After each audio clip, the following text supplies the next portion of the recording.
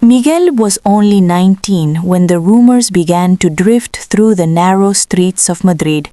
He worked in his father's small printing shop near Puerta del Sol, where ink stained his fingers and the smell of paper filled the air from morning until night.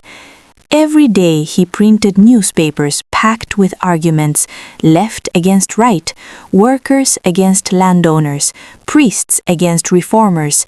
Spain had changed 5 years earlier when the monarchy fell and the Second Republic was born. Back then, people danced in the streets, believing a new Spain had arrived, modern, fair, and democratic. But hope, Miguel was learning, is fragile.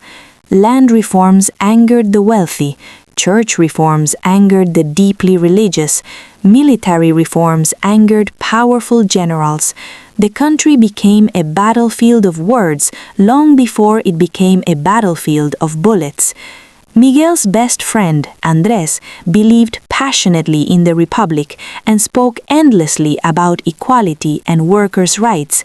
Meanwhile, Miguel's uncle, a former army officer, whispered that Spain was sliding into chaos. At family dinners, laughter slowly disappeared, replaced by heavy silence. Something was coming, and everyone could feel it. On July 17, 1936, the tension finally broke. News arrived from Spanish Morocco that parts of the army had rebelled against the government. Generals were rising in revolt, and one name began spreading quickly across newspapers and radio waves: Francisco Franco. The coup was supposed to be swift, a decisive blow to restore order, but it failed to take control of the entire country. Instead, Spain split in two. The Republicans held cities like Madrid and Barcelona, while the nationalists seized control of much of the countryside. Overnight, neighbors chose sides. Suspicion filled the streets. Miguel did not choose war. War chose him. Andrés joined a Republican militia, believing he was defending democracy. Miguel's uncle vanished to join the nationalist forces. Spain was no longer one nation. It had become two visions fighting desperately to survive. As the months passed, the war spread like wildfire, and soon the sky itself turned into an enemy. Germany, led by Adolf Hitler, sent aircraft to aid the nationalists. Italy, under Benito Mussolini, provided troops and weapons. Spain became more than a civil war. It became a rehearsal for a larger storm gathering over Europe. In 1937, the small Basque town of Guernica was bombed from the air. Civilians ran through smoke-filled streets as buildings collapsed around them. Children screamed while flames consumed homes. When Miguel printed the photographs in his father's shop, he could barely look at them. An entire town had been nearly erased in hours. The world was watching, shocked and horrified, but no one intervened. By 1938, hunger had become as common as fear. Bread was scarce, meat nearly impossible to find, and bomb sirens interrupted sleep almost every night. Andrés wrote letters from the front lines, his handwriting growing shakier with each message. "They say we fight for the future," he wrote once, "but the future feels very far away." Later, Miguel discovered that his uncle was fighting on the opposite side of the same front. Two men from the same bloodline, possibly firing bullets toward each other across a battlefield. Civil war is not only about armies clashing, it is about families breaking quietly, about trust dissolving, about love turning into suspicion. In early 1939, the end came quickly. Barcelona fell first, then Madrid. Republican resistance collapsed under pressure. On April 1, Franco declared victory, marking the end of the war.